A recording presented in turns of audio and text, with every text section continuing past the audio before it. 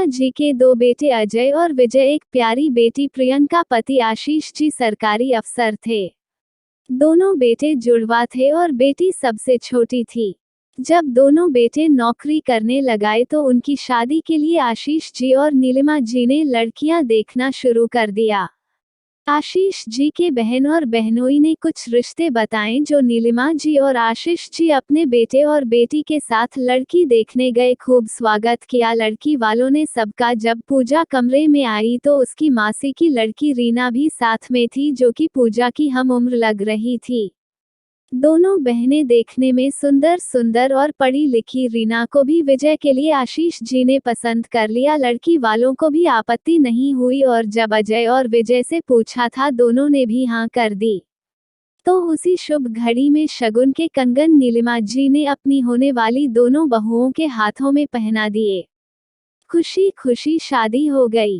अपनी दोनों बहुओं को देख नीलिमा जी बहुत खुश थी।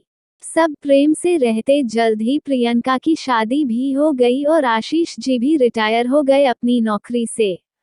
सब ठीक चल रहा था, तभी एक दिन अचानक हार्ट अटैक आया और आशीष जी नहीं रहे। प्रियंका और दामाद अमन जी खबर मिलते ही तुरंत आ गए। इस उम्र में आशीष जी का साथ छूटना नीलिमा जी को एक सदमे की तरह लग रहा था और वह बीमार रहने लगी। सारे पेपर वर्क के बाद आशीष जी की पेंशन नीलिमा जी को आने लगी। आशीष जी काफी बड़ी पोस्ट से रिटायर हुए तो पेंशन की रकम भी अच्छी थी। पैसा नियत थे बदलते देर नहीं करता। वही हुआ, नीलिमा जी के घर में भी पेंशन को लेकर तकरार शुरू हो गई। पहले बहू है फिर बेटों के बीच भी मनमुटाव होने लगा। दोनों ही चाहते थे कि पूरी पेंशन वह ले। नीलिमा जी बहुत दुखी होती है और अपने परिवार को बिगड़ते देख बहुओं को समझाने का कोई मतलब नहीं था, तो प्रियंका को दिल की बात कहकर जी हल्का कर लेती थी। अपनी मां की स्थिति देख प्रियंका बहुत दुखी होती। जब बात बढ़ने लगी तब एक फैसला किया। नीलिमा जी ने और सबको बुलाकर कहा, आज से 1 महीने की पेंशन अजय लेगा और दूसरे महीने की पेंशन विजय, और दोनों भाई प्रेम से रहो, बस मेरी यही इच्छा है।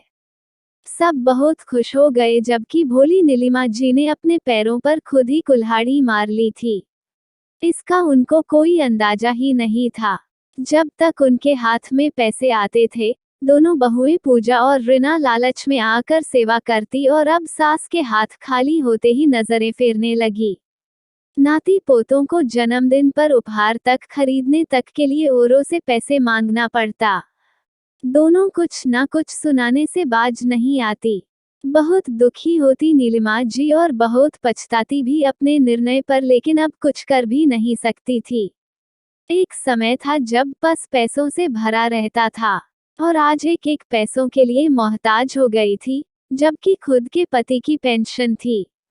एक रोज नीलिमा जी की दवा खत्म होने को थी तो बड़ी बहू को बुलाकर उन्होंने कहा, पूजा अजय को फोन करके कह दे कि मेरी दवाई लेते आए, पिछली बार लाया था तो पर्ची भी उसी के पास होगी।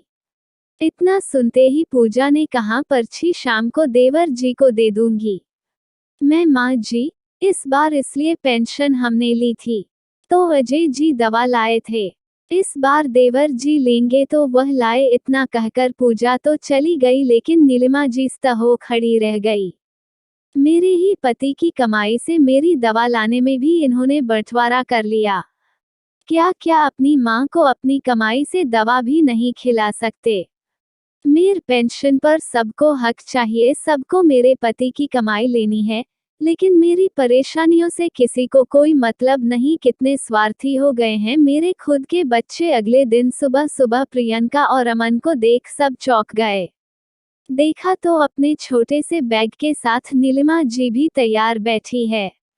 यह क्या माँ, आप कहाँ जा रही है और हमें बताया भी नहीं?